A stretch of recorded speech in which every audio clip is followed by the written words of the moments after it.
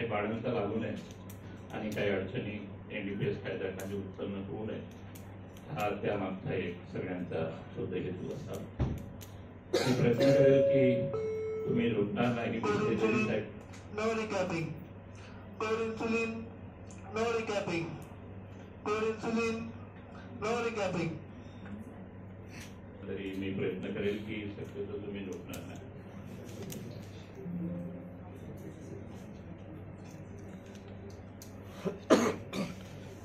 काय आजच्या डिस्कशन मध्ये कव्हर करणार तर एक थोडक्यात ऍक्ट मध्ये काय आहे त्या important definition. Essential narcotic drug, recognised medical institution, Maharashtra NDPS rules, NDPS 1 licence कोणी लिहू नका, सगळं सोपं आहे, बिलकुल लिहायचं नाही, पेन चालवायचं नाही, डोकं पण चालवायचं. NDPS 1, NDPS 2 licences and transport permit. आणि इथं जे बसलेले आहेत त्या सगळ्यांच्या त्या टर्मिनॉलॉजी ओळखीच्या आहेत की अनोळखी आहेत? ओळखीच्या आहेत ना? का पहिल्यांदा जायचं नाही? त्या सगळ्या टर्मिनॉलॉजी ओळखीच्या आहेत. तर याबाबत ह्या ओळखीच्या टर्मिनॉलॉजी जी आहेत त्या टर्मिनॉलॉजीची थोडी अधिक जास्त ओळख आपण करून करण्याचा प्रयत्न करणार. आता मला narcotic drug NDPS, narcotic drug and psychotropic substances या कायद्याचं जेव्हा मी पुढे डिस्कशन करेल तर मला नेमकं नार्कोटिक ड्रग म्हणजे काय आणि सायकोट्रोपिक सबस्टन्सेस म्हणजे काय, लेमॅनच्या लँग्वेज मध्ये नाही पण कायद्याच्या भाषेत व्हॉट इज द डेफिनेशन हे थोडं सांगण्याचा प्रयत्न करतो. नार्कोटिक ड्रग्स म्हणजे नार्कोटिक ड्रग प्रामुख्याने 3 प्लांट पासून तयार होतात. एक कोका प्लांट, कॅनाबिस हेम्प आणि ओपियम. तर डेफिनेशन मध्ये सुद्धा फार काही वेगळं नाहीये. Coca leaves, cannabis hemp and opium poppy straw. आणि सगळ्यात महत्वाचा जिथं आपला संबंध येतो ते म्हणजे मॅन्युफॅक्चर्ड ड्रग. बऱ्याच वेळा सर प्रोविजन तो नार्कोटिक ड्रग की नहीं दिख रही उधर, वो प्रोविजन तो मैन्युफैक्चर्ड ड्रग की दिख रही, लेकिन मैन्युफैक्चर्ड ड्रग डेफिनेशन में है ना, नार्कोटिक ड्रग में इंक्लूड है. इसलिए जो कुछ भी है, जो कुछ भी चैप्टर और रिलेटेड प्रोविजन आपको मिलेगी वो मैन्युफैक्चर्ड ड्रग की मिलेगी. सो मैन्युफैक्चर्ड ड्रग्स, मैन्युफॅक्चर म्हणजे उत्पादित केलेले औषध असणे. Here the manufactured drug means something different which is covered or defined under the NDPS Act. Okay. Psychotropic substances. मला एक सांगा, आपण बऱ्याच किंवा काही कालावधीपासून ड्रग रिलेटेड इश्यू बघत असतो. ड्रग अँड कॉस्मेटिक ऍक्ट मध्ये सायकोट्रोपिक सबस्टन्सेस डिफाईन दिसले का कुठे? ड्रग अँड कॉस्मेटिक ऍक्ट मध्ये सायकोट्रोपिक सबस्टन्सेस डिफाईन आहे. NDPS मध्ये डिफाईन आहे. NDPS मध्ये सायकोट्रोपिक सबस्टन्सेस म्हणजे काय तर या कायद्याच्या शेवटी NDPS ऍक्टच्या शेवटी एक शेड्यूल आहे, एक अनुसूची आहे. त्या शेड्यूल मध्ये जेवढ्या औषधाचे नाव नमूद आहेत, मग डायजेपाम असेल, क्लोनाजेपाम असेल, नायट्राजेपाम असेल, जेवढ्या औषधांचे नाव नमूद आहेत ते सगळे सायकोट्रोपिक.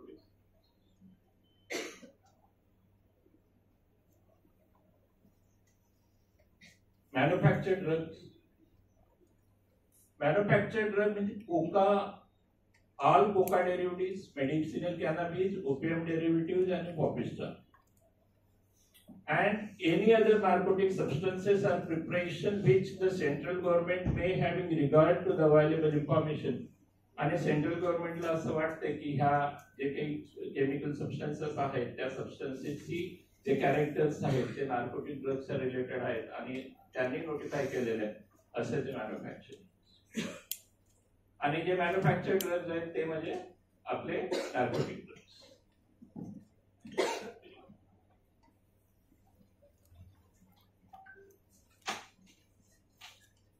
2015 पूर्वीपासून अधिकतम आपण सगळे लोक काम करत असतो, बरोबर?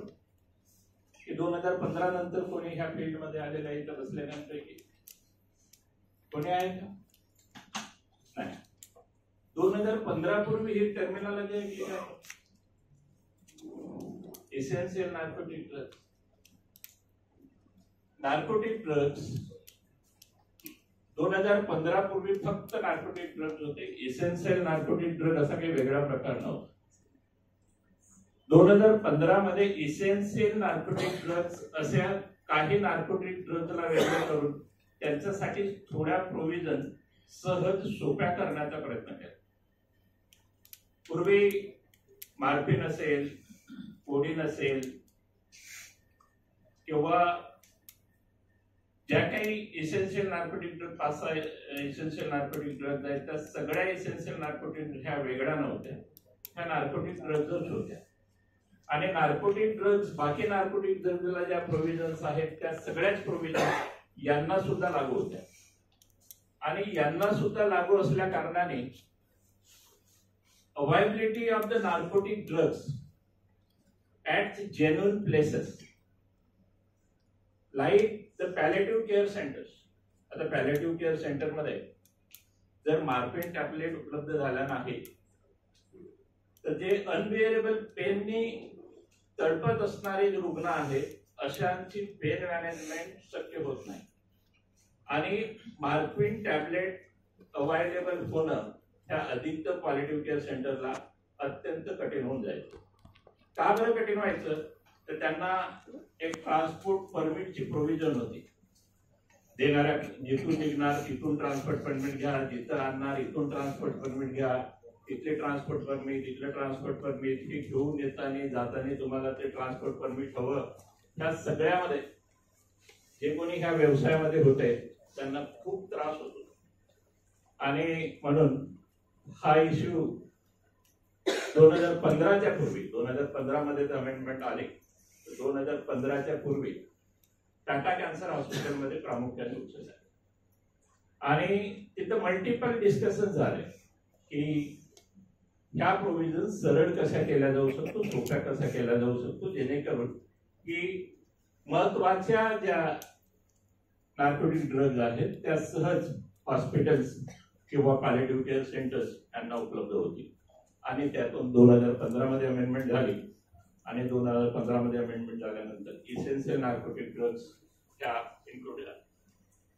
तर यामध्ये सेंट्रल गव्हर्नमेंट ज्या कोणत्या नार्कोटिक ड्रग्जना इसेन्शियल नार्कोटिक ड्रग म्हणून नोटिफाय करेल अशा त्या इसेन्शियल नार्कोटिक ड्रग कोणत्या आहेत त्यानंतर. Controlled substances. कंट्रोल सबस्टन्सेस हे नार्कोटिक ड्रग आहेत का? ऍसिटिक अनायड्राइड हा कंट्रोल सबस्टन्स आहे. ते ऍसिटिक अनायड्राइड नार्कोटिक ड्रग आहे? सायकोट्रोपिक सबस्टन्सेस आहे? नाही. कंट्रोल सबस्टन्स म्हणजे काय? तर जो सबस्टन्स ज्याचा वापर नार्कोटिक औषध तयार करण्यासाठी होऊ शकतो आणि जरी ते सबस्टन्स नार्कोटिक किंवा सायकोट्रोपिक सबस्टन्स नसेल तर असे म्हणजे कंट्रोल सबस्टन्सेस. उदाहरणच सांगायचं झालं तर ऍसिटिक अनायड्राइड, मॉर्फिन माहिती आहे, मॉर्फिन टॅबलेट माहिती आहे, हिरोईन माहिती आहे का? हिरोईन, ब्राऊन शुगर, बऱ्याच जुन्या सिनेमांमध्ये डॉन तशी मुस्की पीछे पड़ा है. Brown sugar. What is brown sugar? Brown sugar is nothing but the diethyl morphine. आणि मॉर्फिन हे ऍसिटिक अनायड्राइड सोबत जर तुम्ही ट्रीट केलं तर तुम्हाला काय मिळेल? हिरोईन मिळेल. म्हणून लगेच हॉस्पिटल मधल्या मॉर्फिन टॅबलेट घरी घेऊन ऍसिटिक अनायड्राइड प्रोक्युअर करून काहीतरी करून बघू नका. तर अशा प्रकारचे जे सबस्टन्सेस आहेत जे नार्कोटिक ड्रग, मी मॉर्फिन पासून ऍसिटिक अनहायड्राइड वापरून हेरोईन बनवतो. Heroin is also narcotic drug. So narcotic drug बनवण्यासाठी जे सबस्टन्स नार्कोटिक किंवा सायकोट्रोपिक सुद्धा नाही आहे, पण त्यांचा वापर नार्कोटिक ड्रग बनवण्यासाठी होऊ शकतो असे सबस्टन्सेस यांना सुद्धा नियंत्रित करणं गरजेचं आहे. ते नियंत्रित सबस्टन्सेस यांना सुद्धा कंट्रोल करणं गरजेचं आहे, म्हणून ते कंट्रोल्ड सबस्टन्सेस. 3 डेफिनेशन क्लिअर झाले. Narcotic drug, psychotropic substances, control substances, manufactured drug. यांच्याबद्दल काही शंका? पुढे जाऊया. ही साधारणतः एनडीपीएस ऍक्ट ची स्कीम आहे. वेगवेगळे चॅप्टर्स आहेत यामध्ये. बाकी ऑथॉरिटीज वगैरे आहेत, त्या ऑथॉरिटीज आणि बाकी आपल्याला फार काही नाही, पण आपला मेन काम आहे prohibition, control and regulation. Manufacture, sale, distribution, storage, transport of the narcotic drug is prohibited and it is only allowed for medical and scientific purpose. बाकी सगळ्यासाठी बंद आहे, फक्त मेडिकल अँड सायंटिफिक पर्पज साठी अलाउड आहे. मग मेडिकल अँड सायंटिफिक पर्पज साठी कसं अलाउड आहे तर ते आपण पुढे बघणार. तर ज्या काही प्रोहिबिशन आहे सेक्शन 8 मध्ये, सेक्शन 8 मध्ये ज्या प्रोहिबिशन आहेत त्या प्रोहिबिशन मध्ये की नार्कोटिक ड्रग्सचा वापर, manufacturing, cultivation, collection, transport, so everything is prohibited except if it is used for the medical and scientific purpose. So it is allowed for the medical and scientific purpose with proper regulation. What is that proper regulation? That we'll see.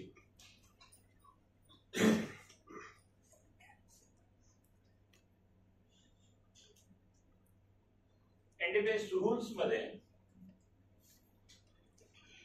आपल्याला महत्वाचे ठरणारे chapter आहेत. एक chapter 4 that is manufacture, sale of manufacture, and chapter 5 that is manufactured. And सगळ्यात महत्वाचं आता chapter 5A and 5B possession, transport, sale, purchase, consumption and use of essential narcotic drugs and special provisions related to the recognized medical institution. RMI. ह्या provisions किंवा हे chapters आपल्यासाठी महत्वाचे ठरतात. आणि सायकोट्रोपिक सबस्टन्स चॅप्टर 7.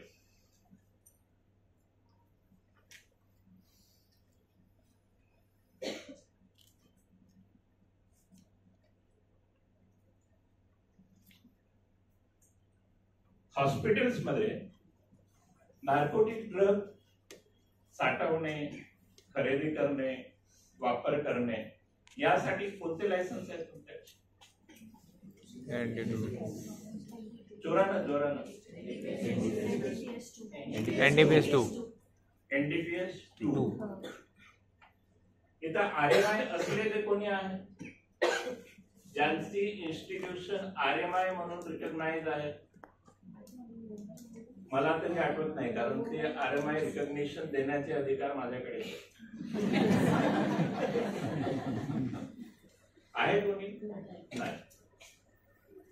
आरएमआय ही प्रोव्हिजन आल्यानंतर सुद्धा आरएमआय रिकग्निशन अधिकतर हॉस्पिटल्स का घेऊ इच्छित नाही ते सुद्धा आपण नंतर चर्चा करू.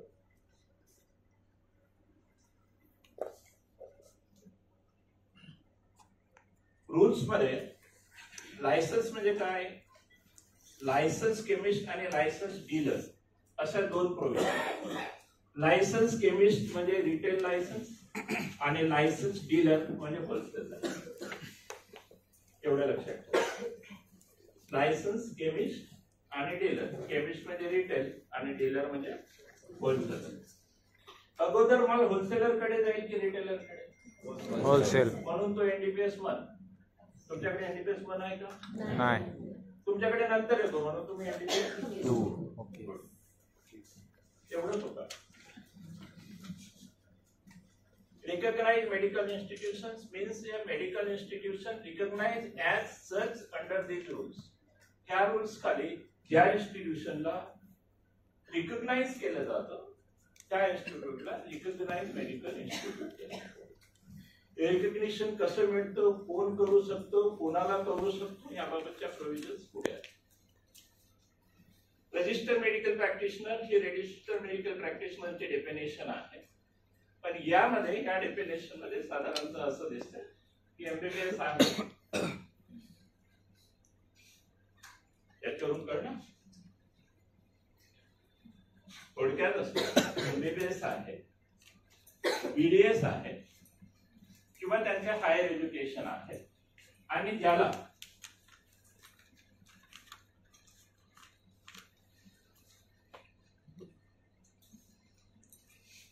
and has undergone training in the pain relief and the palliative care for the prescription of essential narcotic drug for the pain relief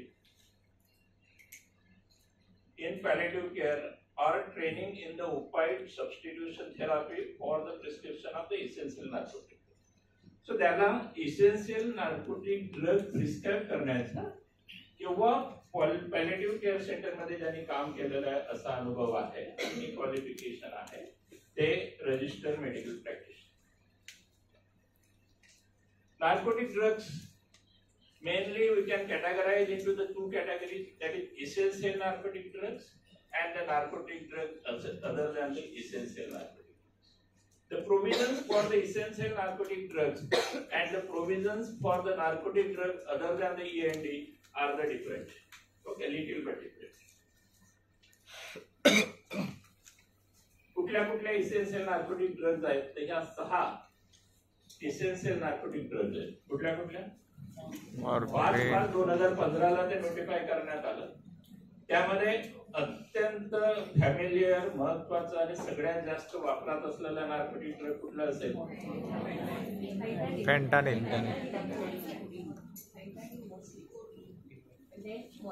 Those who are not working in the palliative care त्यांना मार्फिनचं महत्व ना.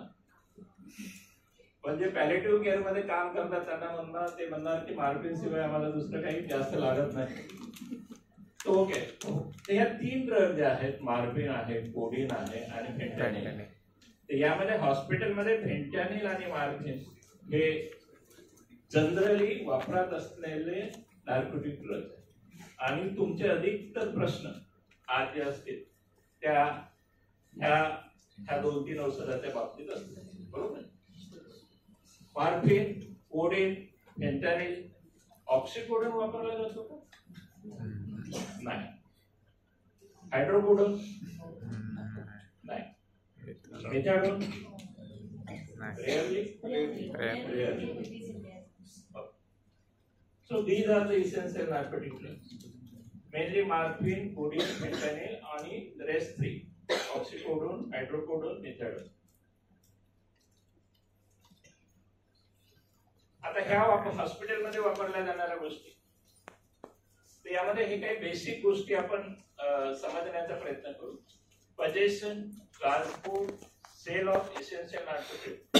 कोण साठवू शकतो, कोण ह्या narcotic एनडीचं possession ठेवू शकतो, कोण कोण ठेवू शकतो? Any person. मग कशाला पाहिजे?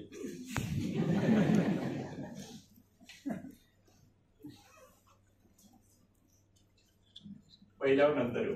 रजिस्टर्ड मेडिकल प्रॅक्टिशनर तो ठेवू शकतो त्याच्या पेशंटसाठी. Authorise MRP, RMP, authorise registered medical practitioner. Recognised medical institution, RMI. Manufacturer, pattern master, licence dealer, licence chemist. आता तुम्ही ह्या कॅटेगरीत आहात. बरोबर. Licence chemist NDPS 2, wholesaler NDPS 1. Manufacturer of the formulation. Morphine tablet बनवणारा मॅन्युफॅक्चरर असेल, फेंटॅनिल पॅचेस बनवणारा manufacturer असेल. Manufacture. Recognised medical institution, recognise medical institution, आपण what is recognise medical institution त्याबद्दल पण बोलू, पण रिकग्नाइज मेडिकल इन्स्टिट्यूशन घेऊ शकतो. आता any person register medical practitioner authorise आहे. आता तुम्ही ह्या कॅटेगरी मध्ये आहात, तुमच्याकडे पेशंट आला, त्यांना डॉक्टरांनी प्रिस्क्रिप्शन लिहून दिले, एवढे मॉर्फिन टॅबलेट घेऊ शकतो तो विकत, आणि त्याने विकत घेतली आणि घरी जात आहे, त्याच्याकडे काय आहे? मॉर्फिन टॅबलेट आहे, तर तो कोण? Any person. त्याचं authorisation for carrying the morphine, narcotic drug, or transporting the narcotic drug, or the possession of the narcotic drug, याचं लायसन्स काय त्याला?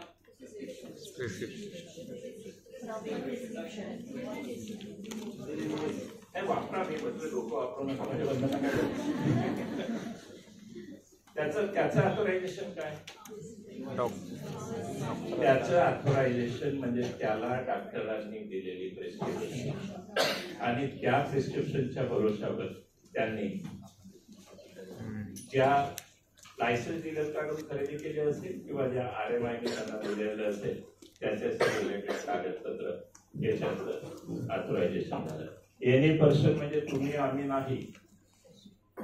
ओके, तर हा म्हणजे पेशंट शब्द.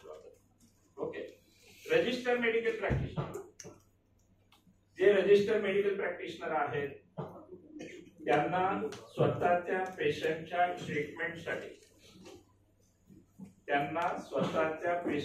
ट्रीटमेंटसाठी ठराविक quantity of essential narcotic drug साठवण्याची अनुमती आहे, ठेवण्याची अनुमती आहे, वापरण्याची अनुमती आहे.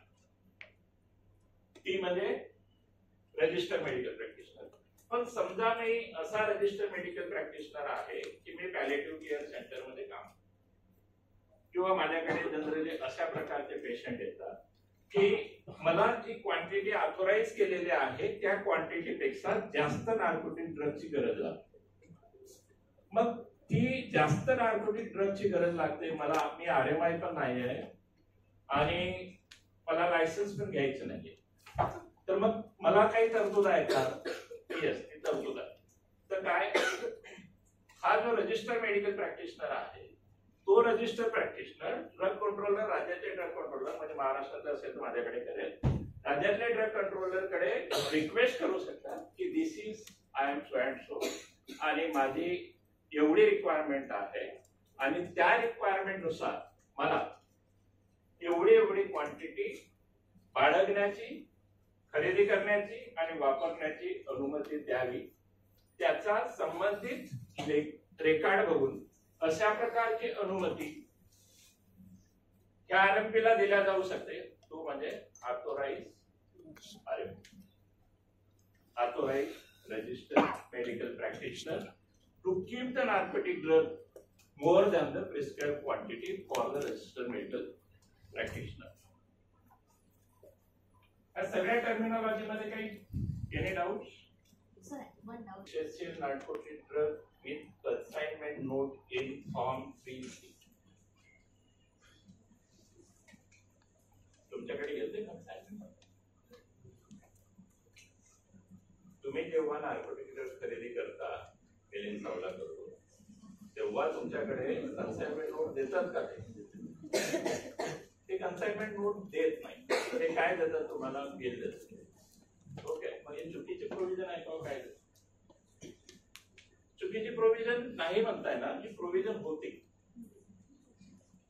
पण खाली एक प्रोव्हिजन आली, provided that the said consignment note shall not be applied in cases where the sale of the essential narcotic drug is accompanied by the sale bill or invoice or cost cash memo or the any other document duly signed by the consignor or his authorized signature. थोडक्यात काय, तर स्वतंत्र consignment नोटची गरज नाही. Consignment नोटवर ज्या बाबी नमूद असणे गरजेचं आहे त्या सर्व बाबी जर त्या खरेदी बिलामध्ये नमूद असतील तर कन्साइनमेंट नोटची वेगळी कन्साइनमेंट देण्याची गरज नाही. The purchaser can transport provided he has a bill for the purchase of the drug. आणि पेशंटला काय? पेशंटला प्रिस्क्रिप्शन.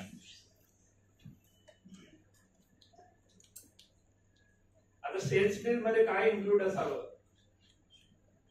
तर देणाऱ्याचं नाव, ऍड्रेस आणि देणाऱ्याचं लायसन. घेणाऱ्याचं नाव, ऍड्रेस आणि घेणाऱ्याचं लायसन. औषधाची नाव, औषधाची क्वांटिटी आणि औषधाचं बॅच नंबर. एवढ्या गोष्टी जर बिलावर असतील आणि मोड ऑफ ट्रान्सपोर्ट एवढ्या गोष्टी जर बिलावर असतील तर त्यांना वेगळी कन्साइनमेंट देण्याची गरज नाही. ही अमेंडमेंट कधीपासून आली? कल्पना? सर काही दिवसापूर्वीची गोष्ट आहे. आपण इंडिया एक मेंबर कंट्री आहोत narcotic international convention, NDPS narcotic convention. त्या इंटरनॅशनल कन्व्हेन्शन मध्ये असं झालं की भारतामध्ये नार्कोटिक औषधांचा वापर हा भारत देशाला प्रिस्क्राईब क्वांटिटीपेक्षा नार्कोटिक आणि सायकोट्रॉपिक NDPS कन्व्हेन्शन त्याला जास्त झालेला आहे. आता जास्त झालेला आहे की कमी झालेला आहे? पर्टिक्युलरली सायकोट्रॉपिकच्या बाबतीत आणि निबंध नार्कोटिक जास्त झालेला आहे की कमी झालेला आहे याबाबत डाटा अवेलेबिलिटीचा इश्यू आहे. आणि हा जो काही इश्यू नार्कोटिक औषधाच्या बाबतीत असल्यामुळे केंद्राकडे, होम डिपार्टमेंटकडे ज्या महत्वाच्या आपण ज्या म्हटलं ना इसेन्शियल नार्कोटिक ड्रग, अशा 5-6 नार्कोटिक ड्रग त्यामध्ये लिहिलेल्या होत्या आणि त्याने म्हटलं की ह्या औषधांसाठी कन्साइनमेंट नोटची गरज नाही. आता DCGI सर्क्युलर काढलेला आहे असं ग्राह्य धरून कोणी होलसेलर किंवा जे काही मॅन्युफॅक्चरर होते ते काही कन्साइनमेंट नोट वगैरे इश्यू करत नव्हते, फक्त बिल देत होते. यामध्ये लीगल इश्यू असा झाला की एखादा सर्क्युलर किंवा एखादी डायरेक्शन जी कायद्याच्या तरतुदीशी विसंगत असेल अशा प्रकारची कुठलीही तरतूद किंवा कुठल्याही प्रकारचं सर्क्युलर किंवा डायरेक्शन दिल्या जाऊ शकत नाही. जर कायदा म्हणतो की कन्साइनमेंट नोट असायला पाहिजे तर कन्साइनमेंट नोट असायला पाहिजे. म्हणून मग त्याने दिल्ली आणि आजूबाजूचे मेन होलसेलर होते अशाकडे रेड्स केल्या आणि त्या अधिकतम जे वेल नोन होलसेलर होते त्यांना NDPS कायद्याखाली अटक. NDPS कायद्याखाली अटक म्हणजे बेल नाही, कित्येक वर्षाची सजा. सगळीकडे हाहाकार मांडला. रिटेलर होलसेलर आपले 3 दिवसाच्या संपावर जाण्याची तयारी होती किंवा माझ्या माहितीप्रमाणे 1 दिवसाच्या संपावर ऑलरेडी गेलेलं होतं. Then it became the national issue and then one of our senior leader यांनी सेंट्रल गव्हर्नमेंट लायसन्सी यांच्याशी सल्लामसलत करून एक अमेंडमेंट आणली का बा जे मी कन्साइनमेंट नोट मध्ये ह्या ज्या गोष्टी नमूद आहेत ह्याच गोष्टी जर बिलामध्ये नमूद असतील तर कन्साइनमेंट नोटची गरज काय. आणि म्हणून ही जी प्रोव्हिजो आहे ही प्रोव्हिजो त्यानंतर आली. त्यापूर्वी सगळी कन्साइनमेंट नोटची गरज होती आणि मग ही अमेंडमेंट झाली आणि ह्या अमेंडमेंटचा आधार घेऊन पण जे बाकी होलसेलर होते त्यांना वेगवेगळ्या प्रकारे रिलीफ मिळाला.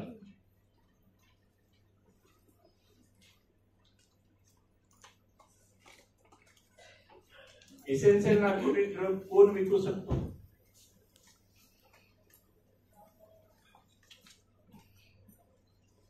लायसन्स डीलर विकू शकतो,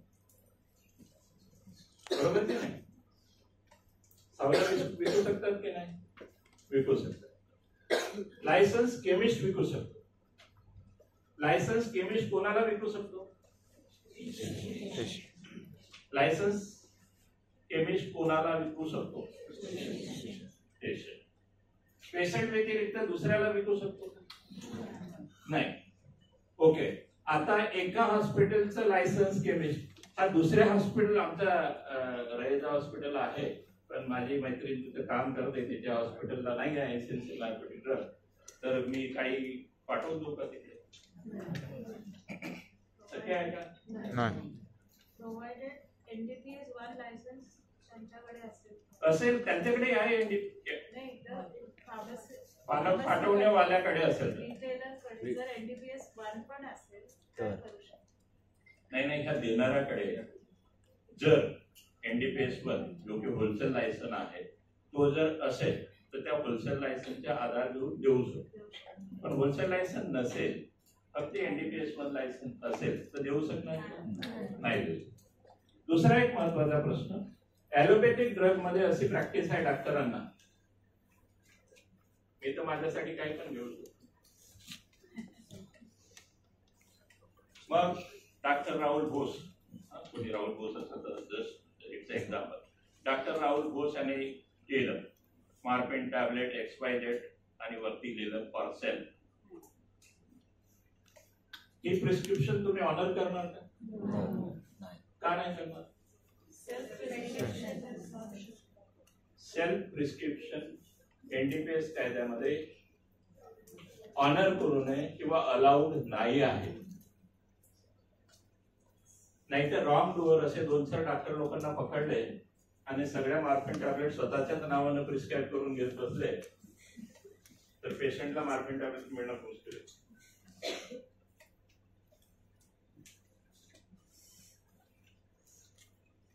ते RMI म्हणतो आपण, ते RMI म्हणजे काय तर recognise medical institution. Medical institution म्हणजे काय हो? रिकग्निशन नंतर घेऊ. मेडिकल इन्स्टिट्यूट म्हणजे काय?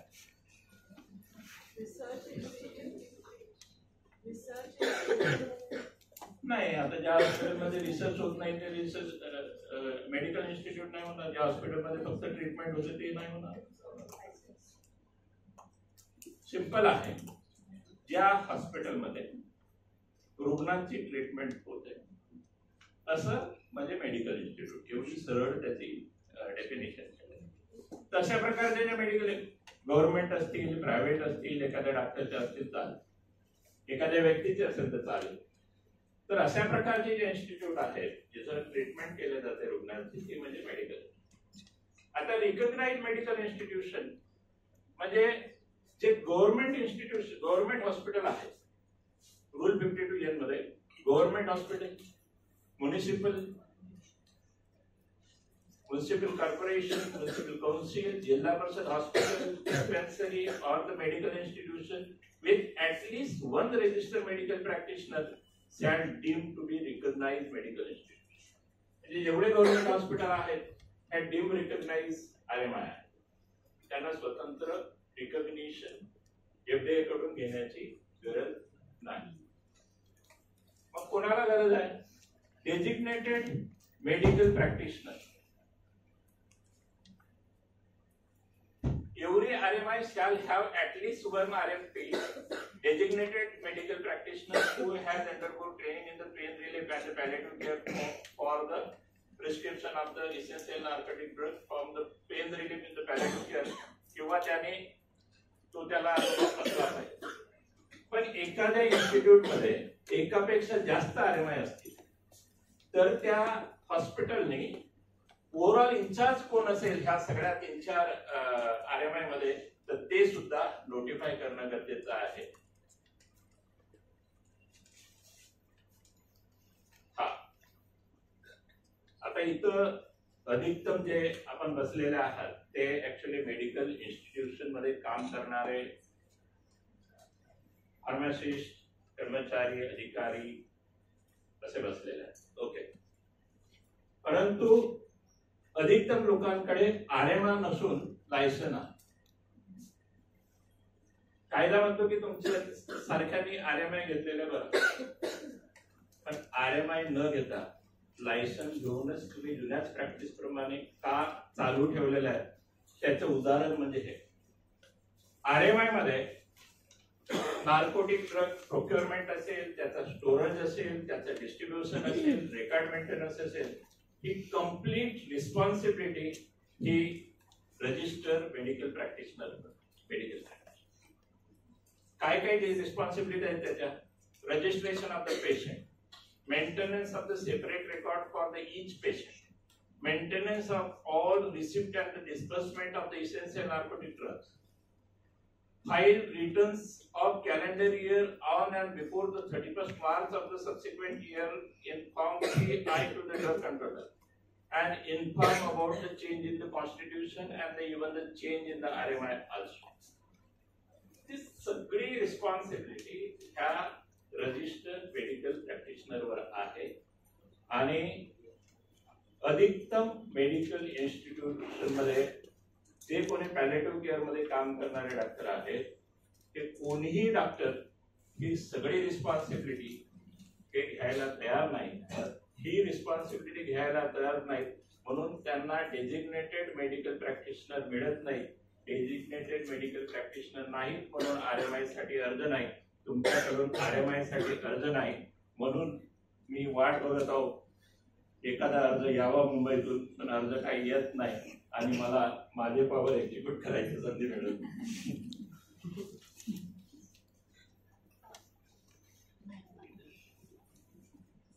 बट नॅचरल आहे जर त्यांच्या जागी मी जरी असतो मेडिकल डॉक्टर तर मी माझं काम rather than the procuring the drug, maintaining the record and submitting it to the authorities हे काम करण्यापेक्षा मी माझा अधिकतम वेळ डॉक्टरांचे ट्रीटमेंट आणि रिलेटेड बाबींसाठी देणं जास्त संयुक्तिक.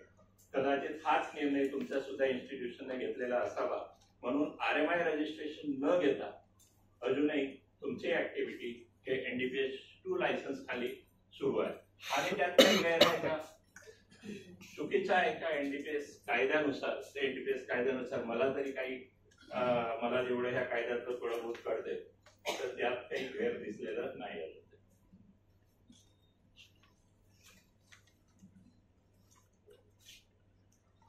हे फॉर्म्स आहेत NDPS रूल्स मध्ये. आपण कन्साइनमेंट नोट बाबत चर्चा केली. हा एक डेली अकाउंट ठेवणं. 3E बाबत काही प्रश्न असतील कदाचित तुमचे. Details of the patient whom essential narcotic drugs are dispensed to be maintained by the RMI or the registered medical practitioner. आणि हा 3H daily accounts of the receipt and disbursement of the narcotic drugs. हे दोन records आहेत आणि essential narcotic RMI साठी application करण्यासाठी form 3F दिलेला आहे. त्या 3F मध्ये प्रिस्क्राइब अप्लिकेशन करणं अपेक्षित आहे आणि तो अप्लिकेशन आल्यानंतर मग 3G मध्ये आम्ही सर्टिफिकेट ऑफ रिकग्निशन देतो.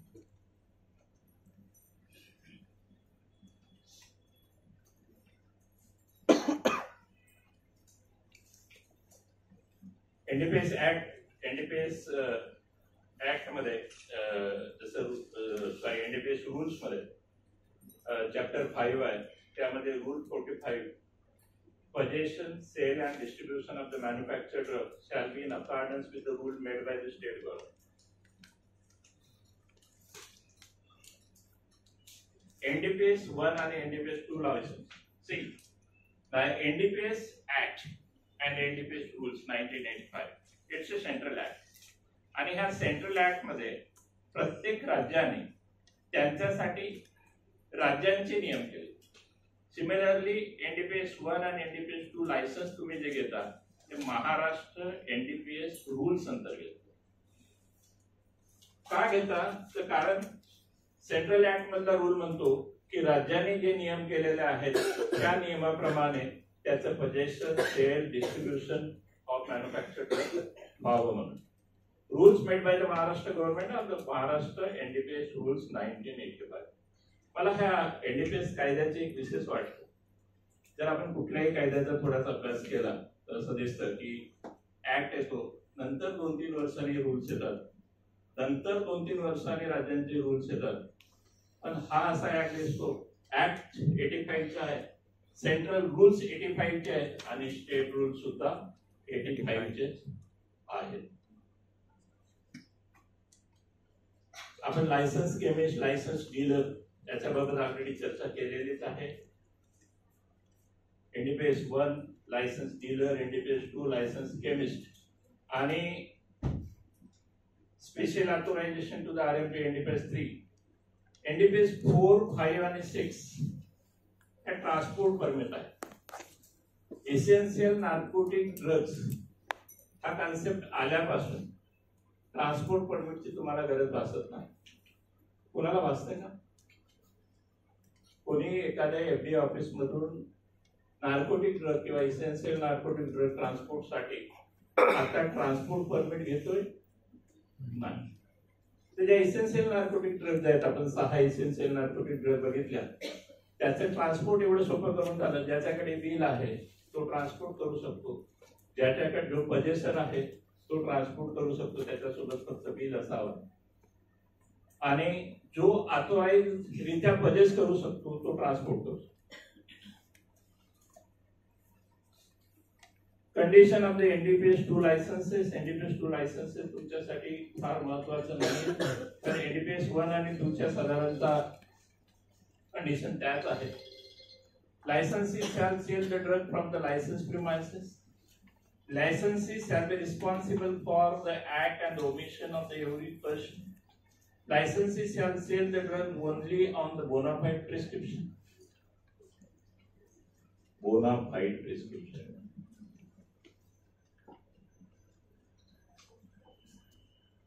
Where the opium derivatives are to be sold or the dispensed, the licensee shall sell the ones only on the prescription and shall retain the prescription.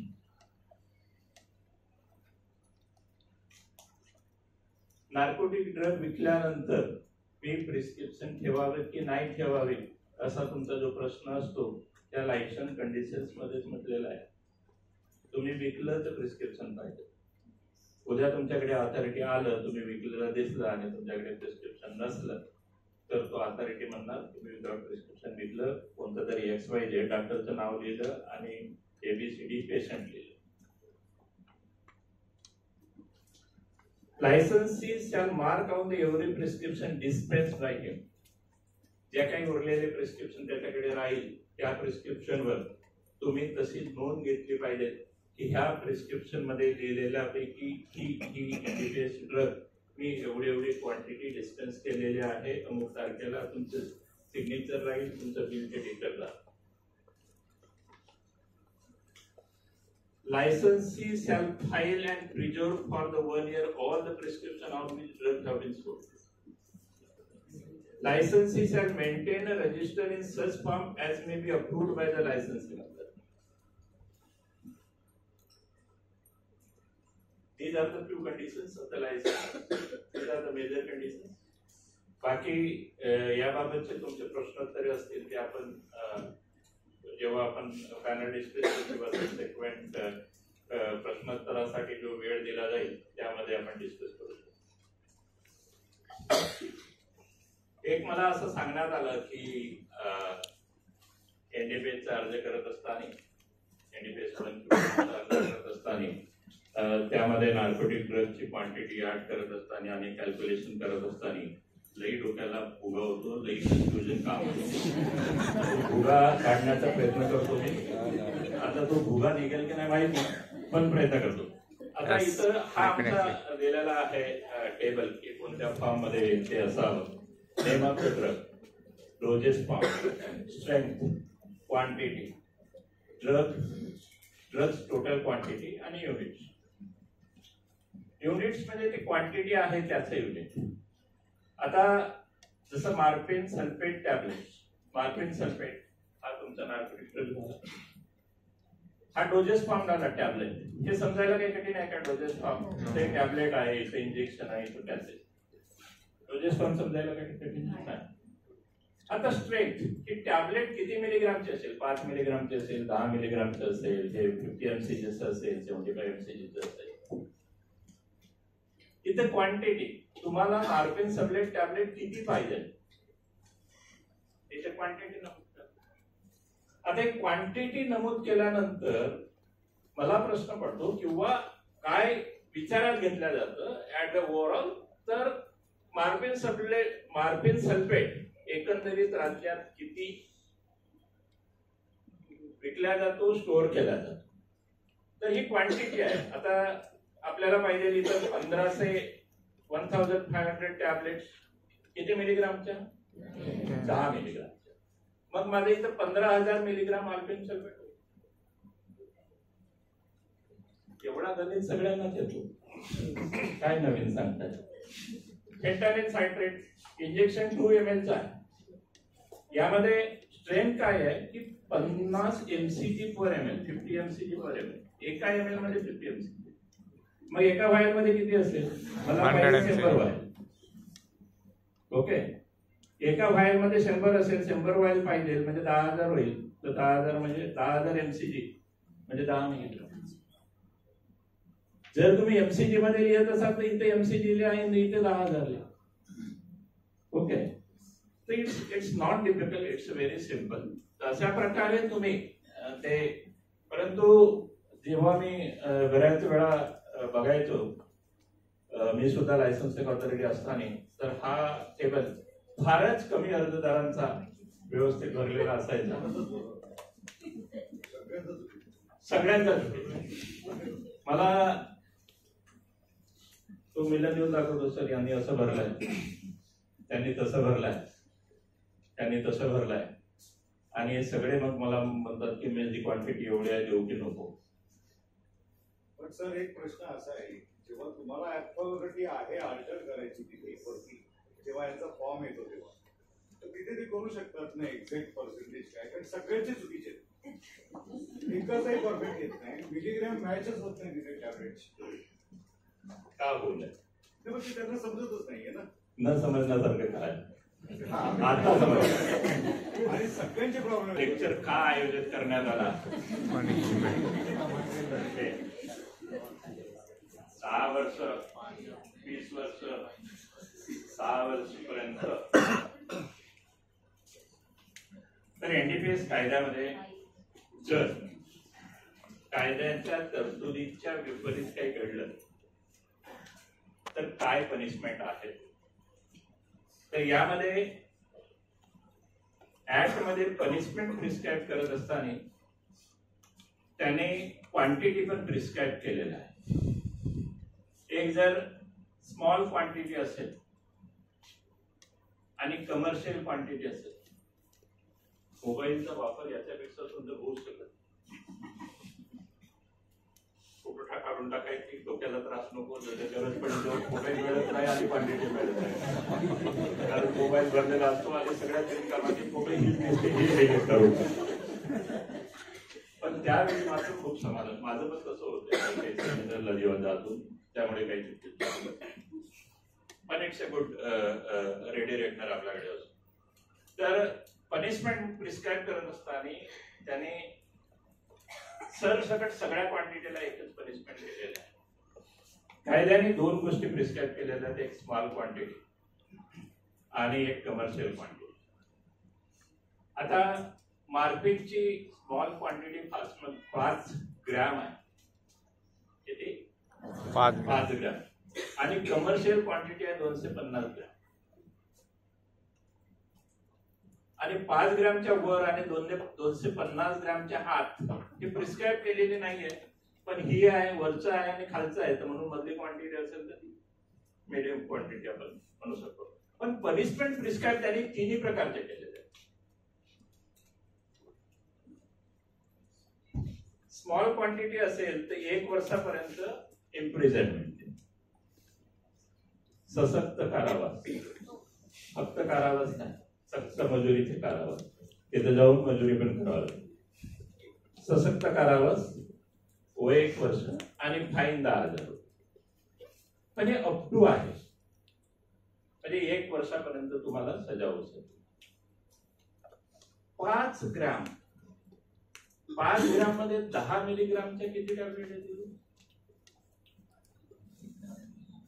म्हणून तुम्ही अधिकतम लोक किंवा अधिकतम माझ्या हॉस्पिटलमध्ये काम करणारे काय यामध्येच असतात. ओके, जास्तीत जास्त पुढे सरकले ते इथं बसतात. यामध्ये अजून एक पनिशमेंटची स्लाइड प्रोव्हिजन आहे की जो अधिकृत लायसन्स होल्डर आहे त्या लायसन्स होल्डरला ही क्वांटिटी जरी असली तरी त्याला जी पनिशमेंट आहे अप टू 3 इयर्स आहे.